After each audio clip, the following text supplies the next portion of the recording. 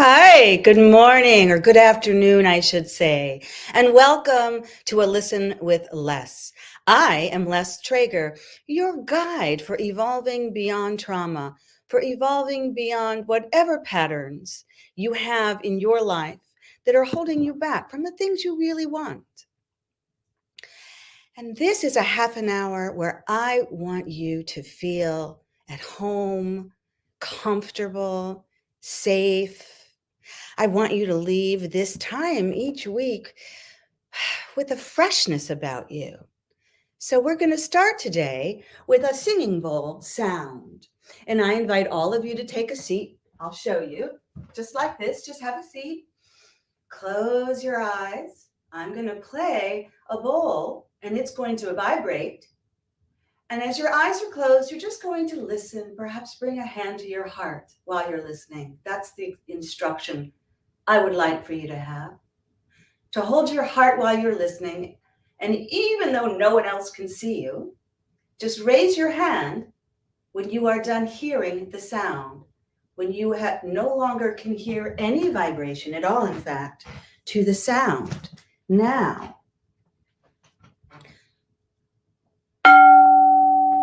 that is the tone of the sound. And here we go.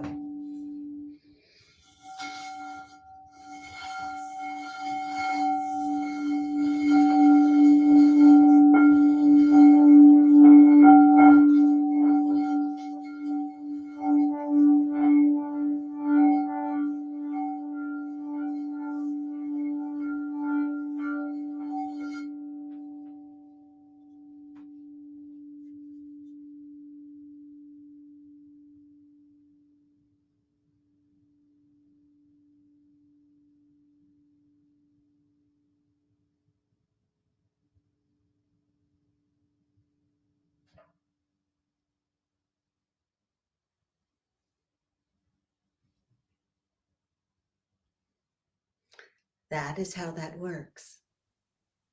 Now bringing your hand back to your heart, and I'll come a little closer so I can be closer with you. I would like for you to bring up a memory in your mind, something that brings up a rejuvenating, warm, safe, happy feeling. It could be that you're picturing the face of a child whom you just absolutely adore. It could be a moment in time where you just felt like all was good, all was peaceful. You get to choose.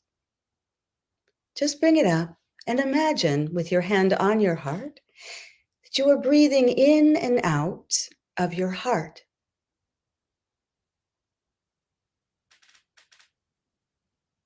Breathing in and out, a little slower and a little deeper than usual. Resting in the comfort of the sound you just heard and in the memory that you have brought up in your mind. Perhaps an easy smile will come across your face in this moment.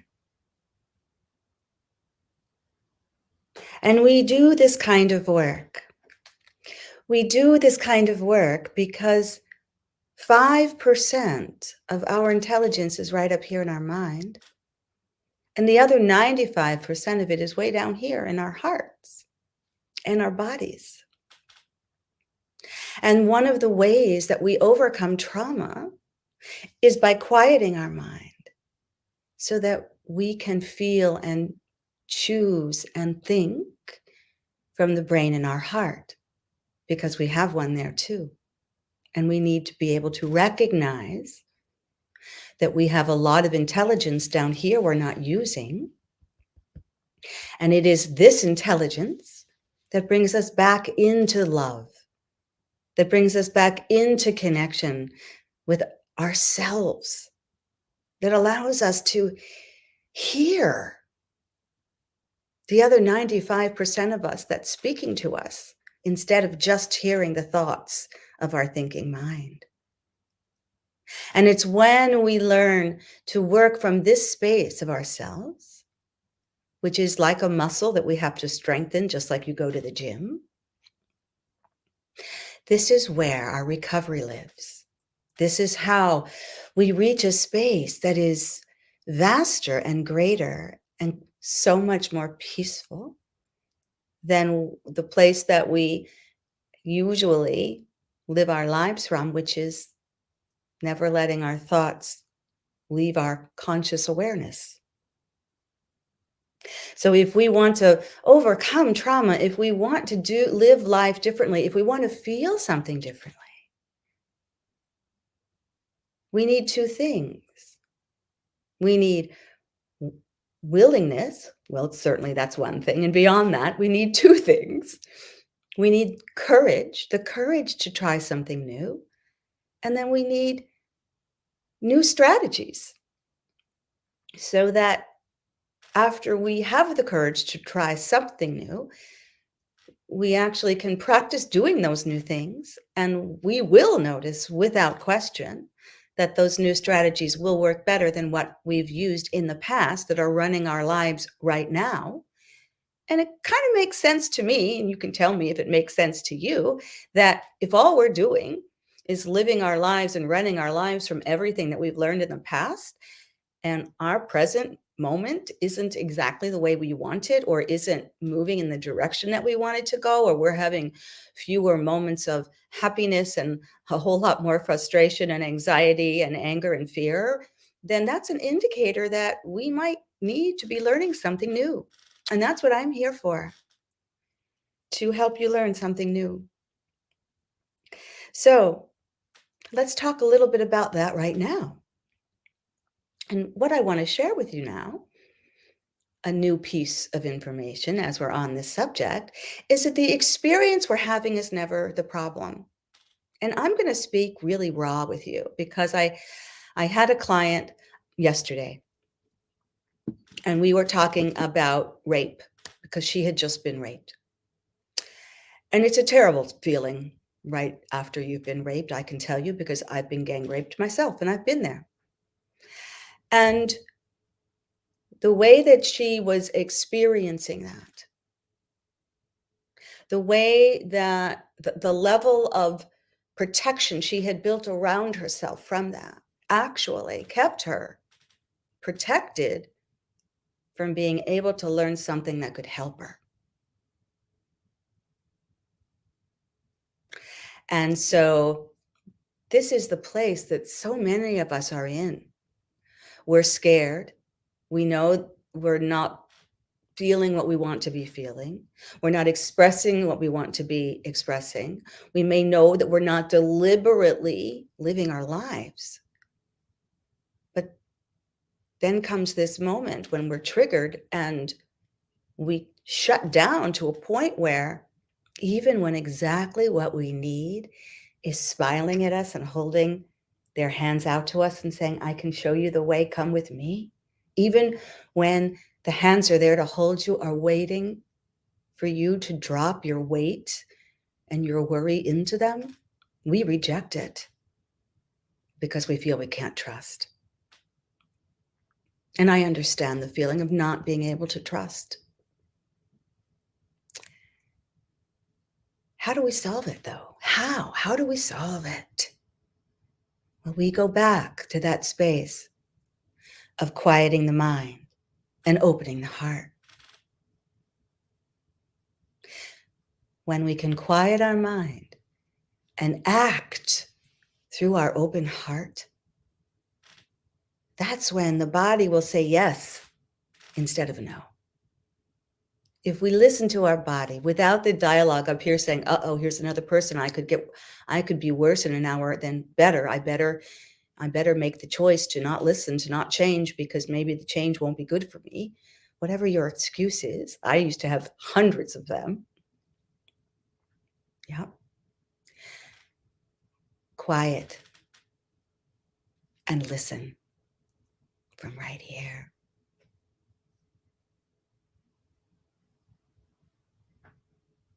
When we listen to our hearts and we act upon what they are telling us, that's when we grow. That's when we make our best decisions.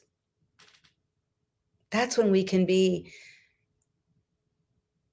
transparent with our feelings. We can speak our truth without worrying about the consequence, because we know in our heart it's what we need to do. And when we do this, it's called heart coherence. This is actually a technique. And as a heart math practitioner, which I am, I do a lot of work in heart coherence in this practice of quieting the mind and listening to the intelligence of the heart. Because this is our starting place. If we were horses in a horse race, this, our heart, well, that's the starting gate. So we come here, we come to our heart. And we come to our heart first to find our safety within ourselves. I can say to myself with complete trust and truth, Leslie, you're safe with you. I'm safe with me. I know that I am safe with me because I'm listening to the right voice inside of me that's always going to lead me to my most optimal outcome in life. And that is what you can be able to do too. And I want you to be able to do that.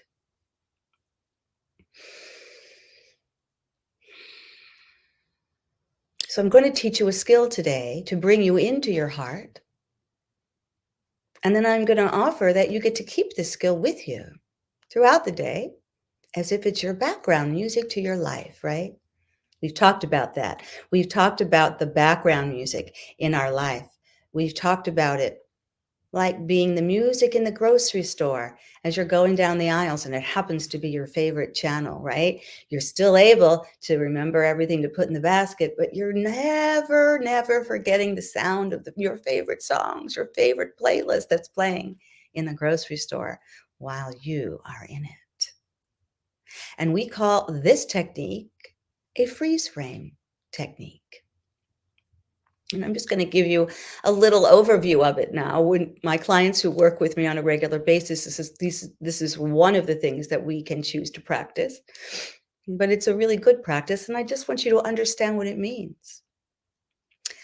And I'm going to offer it to you in this way, that I want you to think of something that's coming up for you. Maybe it's something that you're a little worried about, right? Maybe it's maybe it's a performance. Maybe it's a holiday party. Maybe, I don't know what it is for you, but something that's coming up for you that you have some concern about going well. And I want you to picture that in your mind for a moment, but only from the place of it going better than the best that you can imagine it going, or something better. Now, let's say it's a family event and you've got issues and challenges with members of your family. Let's use that. And I'll give you an example with that. You might say to yourself, if this were the example that you have brought up in your head, I picture being at my family celebration, getting along with everyone there, remembering my love for all people in the room. And I envision myself not being irritated by Uncle Max, whoever it is, right? Whoever that person is that triggers you. I want you to see yourself not being triggered, being able to just, that's a fly on my shoulder, just move it away. And I want you to hold on to this image of you having the best experience you imagine and only making room for it to be that or something better than that. And take a snapshot of it right now and save that snapshot in your thinking mind, in your vision. Let's do it together. Imagine, what are you wearing? Imagine the smile on your face as you notice, wow, I'm doing it. I'm doing it. Everything's going so well. I had no idea it could go this well, right? Imagine everyone else smiling. You want to imagine the connections you're having, the feelings of freedom and spaciousness that you are having, the feelings of relief and delight you are having. Take a snapshot, freeze frame. Do you have the picture in your mind? Save it. Save that freeze frame just like you save a picture on your phone. And then as you go through your day today, hold on to that frame, hold on to that photo all day. And when it goes out of your mind, remember you have something called deliberate awareness. Because you're going to lose that picture. You'll lose the freeze frame for a little while. You're going to be in the present moment of your life.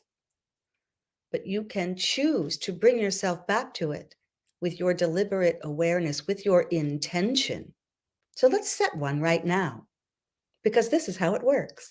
And why shouldn't you know? Why should you have to pay to know? Here is how my intention would go. I'm going to say mine out loud as an example, and then you can pick one for yourself. I set an intention for my plans, the next gathering that I am going to. I set an intention to listen from my heart, to observe the people in the room, to attach myself to all of the things that bring me joy and love and connectedness and security and safety and contentment, and to divorce myself from frustration, from anger, from fear, from anxiety. Those things are the fly on my shoulder that I'm going to just flick off just like that. Just flick off. But joy, contentment, love, the smiling faces of the people that I love in the room, the feelings I have inside of me that bring me satisfaction and appreciation and gratitude. Now that's my freeze frame. What's your freeze frame? Take a moment right now. Perhaps you want to write a few words down as we are practicing here together. Now, you can write them down on your phone. I love writing things down on my phone because if I have it with me, then I can go to my notes and I can review it while I'm in the car before I walk into any kind of a situation, anything, a meeting, a business meeting, a party, a family affair. I always imagine first how well everything will go. I set my intention that I will come from my highest self, for my highest good, for the highest good of all involved, and for the highest good of all people. I set myself up for success. And then I go out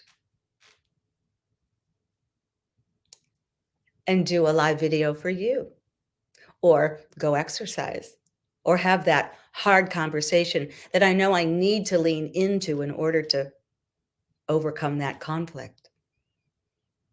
So we set the intention. We picture it in our thinking mind. We bring that thought to our heart. We see the vision of our upcoming experience going the best we can imagine it, or something better.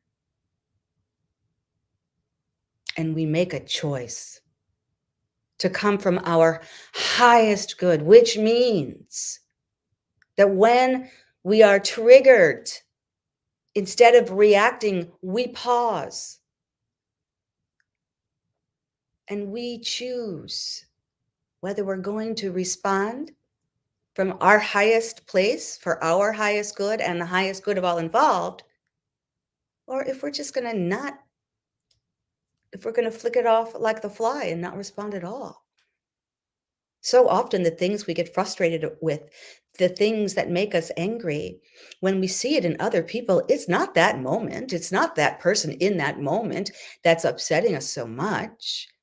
It's that we are attaching that person in that moment to some past experience we've had with somebody else or them that is dictating how we choose to believe this present experience will play out. Sorry that I'm pointing. I don't mean to be doing that. That is called reacting. And that is a default mechanism that never serves us. So we need to build a muscle, right? A muscle so that instead of reacting in life, we are responding in life with deliberate intention from our open heart. And we wait to respond until we have set an intention in how we choose we will respond. And the intention can be as simple as saying, I choose to set an intention to not react today. I choose to set an intention to not react over the next 5 minutes. And so if I feel myself being triggered and I feel a reaction coming on that does one of many things, either causes frustration or anxiety or anger or fear or resentment, we say, no, I don't want to feel that. What do I need to think about and feel in order to come back into feeling love and attachment and appreciation and the good things? Because as long as we're in that reactive place, then what comes out of our mouth will not be for our highest good, and it won't certainly will not be for the highest good of all involved and all people. And that's where we want to start to live, in that space of our highest self, from our highest place. It is our safest place. One of my greatest teachers of all time, Simon Park, used to say, your safest place is your highest self. And your highest self is when we coming from our love, coming from our heart, coming from the 95% of us that thinks below the chin. So important. And what is this? This is just a different way, a different perspective to see life that's available to you. That triggered response you have, it's not the only thing you're thinking in that moment. It's just the first thing you're thinking at that moment. At any time, you're having 5 or 6 or 7 or 8 thoughts at any moment, but rarely do we ever go past the first one. And the first one is usually that reactive one that is coming from our desire for survival. But we don't need to come from that place 99.9% of the time in our daily lives. And so I am offering you a way of coming from a different place, from this place.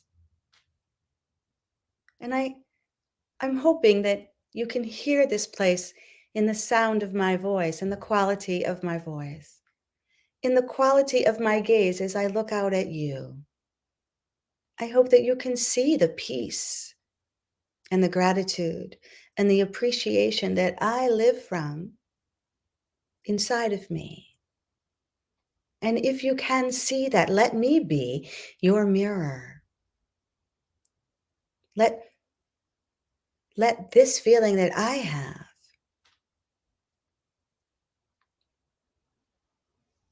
become the feeling that you have just by experiencing it in my presence. There's actually a scientific reason for this. It's something called mirror neurons. So when you hear the calm sound of my voice and see the calm expression on my face, it in turn may bring you calm inside of your own body and mind. This is how we grow. And I'm being told this to tell you right now. We become the sum of the 5 people we spend the most time with.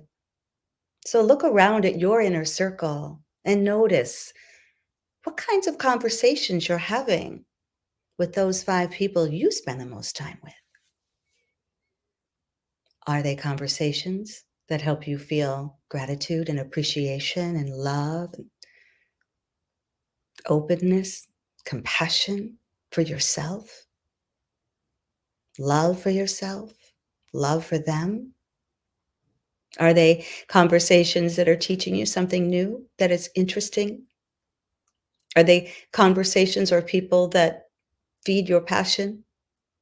Because if they're not, if you notice that you're hanging around with people and most of the time with them you're complaining and you're noticing either their frustration or your own, or you're trauma bonding.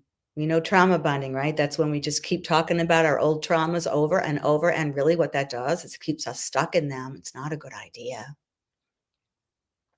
There is a place to discuss our unresolved trauma, and there is a way of overcoming it, but it's really not with our friends, because oftentimes that defaults into us just staying stuck where we are. So I invite you to think about your 5 people you spend the most time with, and maybe there's a few you haven't been spending as much time with that you would like to, that would bring up some of these feelings that we've talked about today. And if that's the case, it's the holidays. Give them a call, reach out. I want you to be able to experience this expansion that is so necessary for transforming and evolving beyond the limits that hold us back. Now, I want to tell you a couple of things that are coming up. It's important. I'm very excited about it. So now I get to get excited because, I like to get excited. And yeah, I know that my face is kind of crooked right now because my braces, my jaws are moving, and it's okay with me. So let it be.